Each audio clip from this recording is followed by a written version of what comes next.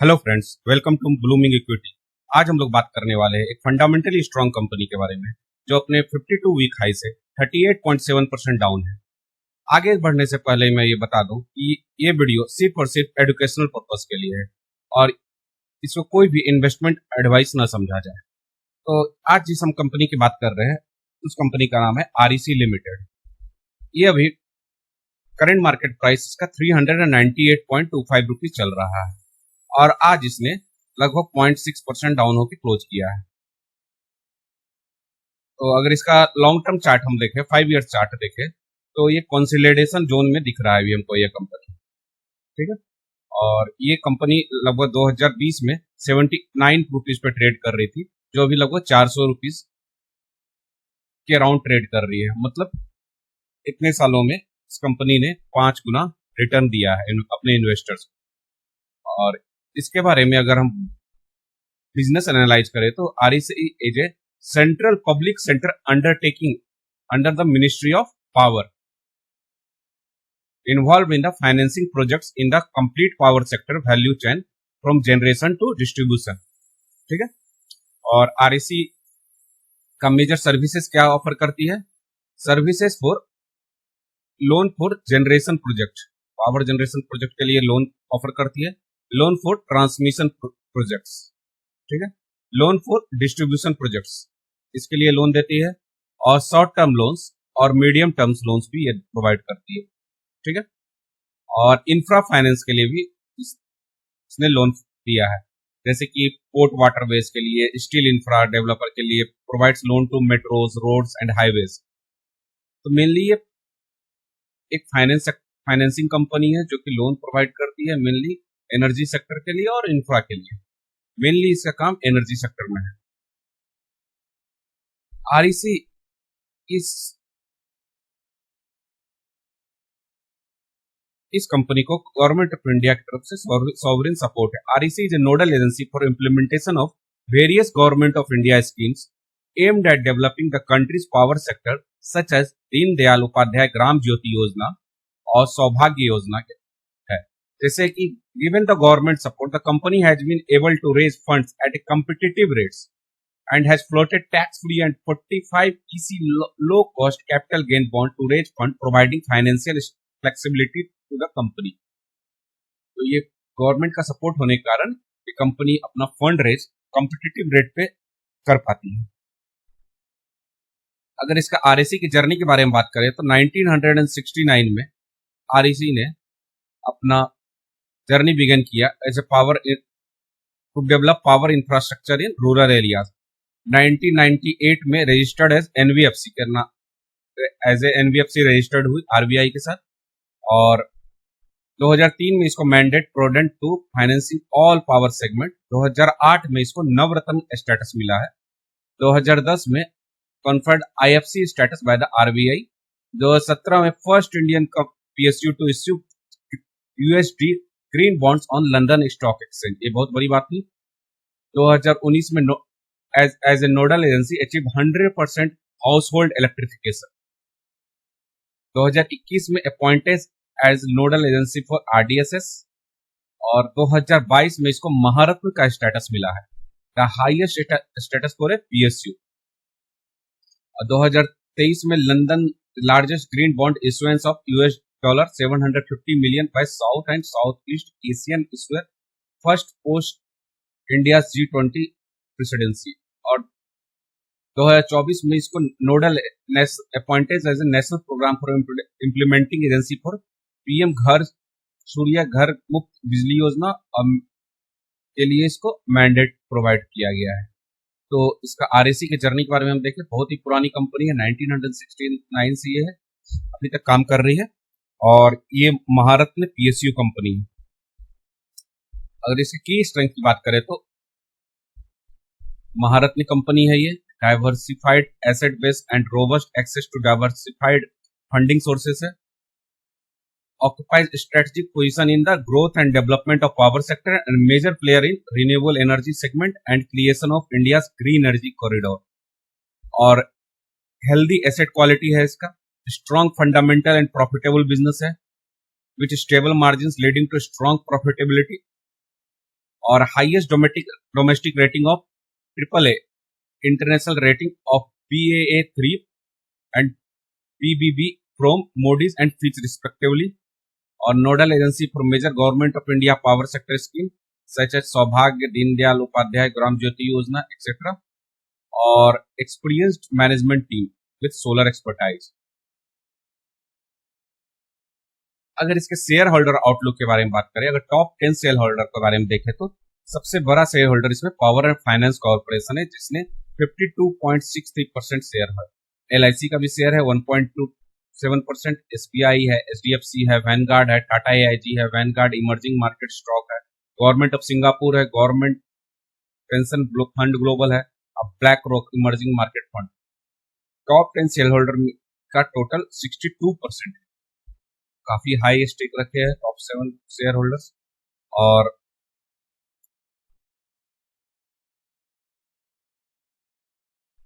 अगर प्रोमोटर के पास देखा जाए तो 52.63% है, जो कि पावर फाइनेंस का ऑपरेशन है। नॉन इंस्टीट्यूशनल 12.05%, फॉरेन इंस्टीट्यूशन का 20.48%, government PSU and domestic institution का 1.03, बैंक्स इंश्योरेंस कंपनीज 4.57 और PFC PFs 9.25%। अगर क्रेडिट रेटिंग इसका देखा जाए तो मूडीज ने BAA3 स्मॉल स्टेबल रेटिंग दिया है, फिच ने इसका BBB रेटिंग दिया है, BBB+ दिया है, जापान क्रेडिट रेटिंग एजेंसी ने काफी अच्छी रेटिंग इसको प्रोवाइडेड है, और डोमेस्टिक रेटिंग एजेंसी ने क्रिसिल ने इसको AAA, इकरा ने भी AAA, केयर में AAA, और India rating and research institute ने भी AAA रेटिंग दिया है। तो काफी अच्छी रेटिंग प्रोवाइडेड है एक महारत्न कंपनी को। अगर इसकी की फाइनेंशियल हाईलाइट के बारे में बात करें तो highest ever annual profit last quarter में ईयर ऑन ईयर 12% का ग्रोथ दिखाया है, टोटल इनकम में 19% का ग्रोथ दिखाया है, नेट इंटरेस्ट इनकम ने 27% का ग्रोथ है, हाईएस्ट लोन बुक में अभी तक है 11% ग्रोथ लास्ट ईयर के कंपेरिजन में है, नेट क्रेडिट इंपेयर्ड एसेट में 0.3% रिस्पेक्ट ऑफ 0.86% जो लास्ट ईयर का था, और हाईएस्ट नेटवर्क में 13% का ग्रोथ दिखाया है। कैपिटल एडिक्वेसी रेशियो इसका 25.99%, सब कुछ अच्छा दिख रहा है। अगर इसके फाइनेंशियल के बारे में बात करें तो इसका मार्केट कैप 1,05,000 करोड़ का है, करंट प्राइस 399 पे ट्रेड कर रहा है। अगर 52 वीक हाई के बारे में बात करें तो 651 रुपीज का 52 को हाई था, और 52 वीक 357, तो 52 वीक के लो के आसपास ही लगभग 11% ऊपर ट्रेड कर रहा है। स्टॉक भी 6.68 है, बुक वैल्यू 298 है, प्राइस टू बुक वैल्यू से अभी 1.34 पे ट्रेड कर रहा है। ये डिविडेंड यील्ड भी काफी अच्छा है, 3.98% है, ROC 9.96 है, ROE काफी अच्छा है 21.5%, और डेप्ट टू इक्विटी तो इसमें देखते नहीं हम लोग फाइनेंस कंपनी में। Promoter holding 52.6%, profit last year का प्रॉफिट प्रीवियस 12 मंथ का 15,653% है, प्लेज कोई भी परसेंट शेयर नहीं, पेग रेशियो इसका 0.256 है, बहुत अच्छा है। आज तक का हाई प्राइस इसका क्या है 654, लो प्राइस ऑल टाइम 20 रुपीज के आसपास है, बुक वैल्यू 298 रुपीज, ठीक है। और 20 डे मूविंग एवरेज अगर देखा तो 438 है, जिससे अभी 200 डे मूविंग एवरेज से अभी ये डाउन ट्रेड कर रहा है, डाउन फ्रॉम 52 वीक हाई से 38.7% डाउन है, और up from 52 week low 11.6%। Industry P इसका 25.7 है, और इसका स्टॉक का पी 6.68 है। RSI अभी 51.4 के आसपास ट्रेड कर रहा है। अगर इसका पी रेशियो का देखें तो 55 ईयर्स का अगर पी रेशियो देखें तो इसका मीडियन पी 3.9 है, और अभी मीडियन पी से ये ऊपर ट्रेड कर रहा है। लेकिन पहले इसका क्या हुआ था कि पहले ये काफी लो पी पे ट्रेड करता था, तो 5 ईयर पी में आपको पी थोड़ा ज्यादा दिखेगा, लेकिन जब से इसका पी री रेटिंग हुआ है तब ये अभी भी ये लो ही पी पे है, लेकिन अभी इसका पी मीडियन पी से काफी ऊपर दिख रहा है। तो अगर इसका 3 ईयर टाइम फ्रेम में देखा जाए तो अपने मीडियन पी 6.7 से ऑलमोस्ट थोड़ा सा लो नीचे ट्रेड कर रहा है 6.6 के आसपास। तो 3 इयर्स टाइम फ्रेम में भी अपना पी रेशियो इसका मीडियन पी से नीचे है, और 1 ईयर टाइम फ्रेम में अगर देखा जाए तो 1 ईयर टाइम फ्रेम में तो 1 ईयर टाइम फ्रेम में अपने सबसे लोएस्ट पी पे ट्रेड कर रहा है। अगर इसका पीयर कंपैरिजन किया जाए तो पीयर कंपैरिजन में भी आरएसी आपको दिखेगा पावर फाइनेंस कॉर्पोरेशन के पास ही आसपास ये 6.68 के पास ट्रेड कर रहा है, और जितने भी पावर फाइनेंस कुछ कंपनी है आईआरएफसी, पावर हुडको, Indian renewable, IFCI, tour finance corporation, इन सबसे लो पी पे आपका ये दिखेगा कंपनी। और अगर इसके आरओई की बात करें तो ये सबसे हाई आरओई कंपनी आपको इस टेबल में आपको दिखेगा। ठीक है, अगर इसे क्वार्टरली रिजल्ट के बारे में बात करें तो अगर इसी का लास्ट ईयर क्वार्टर से देखा जाए, सेम क्वार्टर से, तो आप देखेंगे 12,667 से अभी ये मार्च क्वार्टर में 15,334 करोड़ का सेल्स की है इसने कंपनी। तो काफी अच्छा लास्ट ईयर के रिस्पेक्ट में, और क्वार्टर ऑन क्वार्टर के रिस्पेक्ट में देखा जाए तो जो दिसंबर क्वार्टर था, लास्ट थर्ड क्वार्टर, उसमें भी इसने 14,272 करोड़ का सेल्स किया था। तो इसका टॉप लाइन में भी बहुत अच्छा ग्रोथ है। अगर इसके ऑपरेटिंग प्रॉफिट के बारे में बात करें तो लास्ट ईयर 13,102 करोड़ का प्रॉफिट था, जो बढ़ के 14,250 करोड़ हो चुका है। तो ईयर ऑन ईयर बेसिस में भी काफी अच्छा जंप है। अगर ऑपरेटिंग प्रॉफिट मार्जिन में थोड़ा सा डिक्लाइन देखा जा रहा है, 103% से 93% पे है। अगर इसके प्रॉफिट बिफोर टैक्स की बात करें तो 5,229 करोड़ का जो लास्ट ईयर के क्वार्टर में था, सेम अभी 5,490 करोड़ का है। इसमें भी काफी अच्छा प्रॉफिट गेन दिखा रहा है। नेट प्रॉफिट की बात करें तो नेट प्रॉफिट लास्ट ईयर में 4,079 करोड़ का था, तो वो भी बढ़ के 4,310 करोड़ का हो चुका है। ईपीएस में भी ग्रोथ दिखने को मिल रहा है, 15.49 था जो कि अभी 16.37। तो हमारा क्वार्टरली रिजल्ट में भी बहुत अच्छा नंबर इसने पोस्ट किया है। पी रेशियो भी अपना 3 इयर्स और 5 ईयर टाइम फ्रेम में भी ये अपने मीडियन पी से नीचे ट्रेड कर रहा है। अगर profit and loss yearly basis में देखा जाए तो ये हर साल इसने आपको देखा जाएगा, तो कुछ एक एक्सेप्शन ईयर को छोड़ के हर साल इसने ग्रोथ दिखाया है। सेल्स टॉप लाइन ग्रोथ में देखिए 17,000 करोड़, 20,000, 24,000, 24,000, 22 ये थोड़ा सा डिक्लाइन हुआ है। इसके बाद इसने कभी भी कम नहीं किया है अपना सेल्स को। इसके बाद 25,000, 29,000, 35,000, 39,000, 39,486, 47,000, 56,000। तो ईयर अगर 10 साल में देखें तो इसने लगभग 3.2 टाइम्स इसने अपना सेल्स ग्रोथ किया है, और ऑपरेटिंग प्रॉफिट मार्जिन भी लगभग सेम ही मेंटेन किया है इसने। ऑपरेटिंग प्रॉफिट को देखा जाए तो 16,650 करोड़ से बढ़ के 54,000 करोड़ हो चुका है। तो लॉन्ग ईयर में भी इसने काफी अच्छा प्रॉफिट कमा के दिया है। अगर प्रॉफिट बिफोर टैक्स की बात करें तो इसने 6,617 करोड़ से भी 20,000 करोड़ के आसपास इसने एक साल में प्रॉफिट दिया है। तो और नेट प्रॉफिट की बात करें तो 4,471 करोड़ से बढ़ते हुए हर साल इसने ग्रोथ दिखाया अपना प्रॉफिट में। आप देखिएगा तो एक साल बस ये जो एक्सेप्शन ईयर है 2018 का, तो 4,741, 5,300, 5,600, 6,300, 44, 57, 49 इस ईयर यहाँ भी इसने थोड़ा सा डिक्लाइन दिखाया है।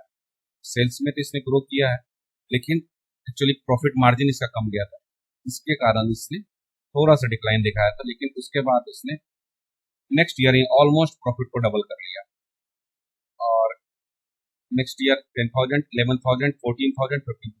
तो लॉन्ग टर्म ग्रोथ इसका काफी एक्सीलेंट रहा है इस कंपनी का, और एक कंपनी आपको डिविडेंड भी काफी अच्छा देती है। अगर इसके कंपाउंडेड सेल्स ग्रोथ की बात करें तो 10 ईयर टाइम फ्रेम में इसने 11% का, 5 ईयर टाइम फ्रेम में 13% का, 3 ईयर टाइम फ्रेम में 13% का, और ट्रेलिंग 12 मंथ में 19% ग्रोथ दिखाया। तो लॉन्ग टर्म ग्रोथ भी इसका सेल्स ग्रोथ भी काफी अच्छा है। अगर प्रॉफिट ग्रोथ की बात करें तो इसने 10 ईयर में 12%, 5 ईयर में 26%, 3 ईयर्स में 17% और ट्रेलिंग 12 मंथ्स में 12% का ग्रोथ दिखाया है। और स्टॉक प्राइस CAGR की बात करें तो 10 ईयर टाइम फ्रेम में भी इसने 14%, 5 ईयर टाइम फ्रेम में 38%, 3 ईयर टाइम फ्रेम में 62% और 1 ईयर से ये स्टॉक थोड़ा सा डाउन चल रहा है जो कि -33% है। ROE भी इसने काफी अच्छा मेंटेन किया हुआ है और ROE में ग्रोथ नहीं दिखाया है, 20%, 21%, 21%, 22%। तो काफी एक्सलेंट इसका आपको फंडामेंटल और फाइनेंशियल देखने को मिलेगा। बैलेंस शीट की बात करें तो इसने रिजर्व्स को अपना बढ़ा के देखिए 2014 में जो इसका 19,860 करोड़ था, उस रिजर्व को हर एक साल बढ़ा के इसने ऑलमोस्ट 75,000 करोड़ का रिजर्व कर लिया है। और इसने अगर फिक्स एसेट की बात करें तो 73 करोड़ से बढ़ते हुए ऑलमोस्ट 9 टाइम्स कर लिया है इसने, 629 करोड़ का है। टोटल एसेट्स में भी ऑलमोस्ट 4 टाइम्स का ग्रोथ दिखाया है, 1,52,944 से बढ़ते हुए इसने 6,14,502 करोड़ का टोटल एसेट कर लिया है। शेयर होल्डिंग पैटर्न की बात करें तो ऑलमोस्ट इसका प्रोमोटर ने पिछले 3 सालों में शेयर होल्डिंग सेम रखा है। लास्ट क्वार्टर का अगर शेयर होल्डिंग पैटर्न के बारे में बात करें तो प्रोमोटर ने 52.60%, FIs ने 20.48%, DIs ने 14.79%, गवर्नमेंट ने 0.05% और पब्लिक ने 12.05% रखा है। तो स्ट्रॉन्ग हैंड में ऑलमोस्ट 88% शेयर है इसका। वीक हैंड्स जो हम लोग कह रहे हैं, इसको पब्लिक को हम लोग वीक हैंड्स कहते हैं, उसमें सिर्फ 12.05% शेयर्स इस कंपनी के हैं। अगर इसका हम लोग चार्ट के बारे में बात करें तो चार्ट में एक्चुअली ये देखिए, हमने कोई भी इसमें ना ही आपको कोई टारगेट दिया है ना ही प्राइस दिखा रहा हूं, लेकिन अब सिर्फ आपको सपोर्ट दिखाने के लिए मैंने ये चार्ट को लिया है। इसमें एक्चुअली से भी जो है आपको चार्ट दिखाने के लिए मना करती है, तो उसमें इसलिए हमने प्राइस टारगेट और टाइम फ्रेम एंड प्राइस इसमें नहीं लगाया। तो अभी आप देखेंगे तो ऑलमोस्ट इस ट्रेंड लाइन के आसपास अगर ये ट्रेंड लाइन ड्रॉ करते हैं तो अपना सपोर्ट के आसपास ये ट्रेड आपको करता हुआ मिलेगा। और इस सपोर्ट को लेके ये स्टॉक यहाँ से मोस्ट प्रोबेबली, क्योंकि इसके फंडामेंटल स्ट्रॉन्ग है, ऊपर जाने की कोशिश कर सकता है इस रेसिस्टेंस को ब्रेक करके। अगर इसको देखा जाए, अगर इसका लॉन्ग टर्म चार्ट देखे तो अगर ये अपने 52 वीक हाई के आसपास अगर यहाँ से पहुंचता है तो ऑलमोस्ट 64% का ऊपर जाना होगा इसको। हमारी कोई भी प्राइस, कोई भी रिकमेंडेशन नहीं है इस वीडियो में, लेकिन अगर ये अपने यहाँ से अगर ये 52 वीक हाई के आसपास जाता है तो ऑलमोस्ट 64% का गेन ये स्टॉक कर सकता है। तो आगे बढ़ते हैं। तो हमारा ये कंक्लूजन है कि REC रिकॉर्ड प्रॉफिटेबिलिटी और रोबस्ट ऑपरेशनल परफॉर्मेंस दिखाया है इस फाइनेंशियल ईयर में, और continued improvement in asset quality और strong fundamental and strong business का है, और ये काफी आगे भी कंपनी ये काफी अच्छा कर सकती है। तो मिलते हैं नेक्स्ट वीडियो में, तब तक के लिए जय हिंद। और जो इस चैनल पे नए हैं, इस चैनल को ग्रो करने के लिए जरूर इस चैनल को सब्सक्राइब कर देंगे और इस वीडियो को जरूर लाइक करेंगे, कि आपका लाइक एंड सब्सक्राइब ही मुझे नेक्स्ट वीडियो बनाने के लिए मोटिवेट करेगा। तब तक के लिए जय हिंद।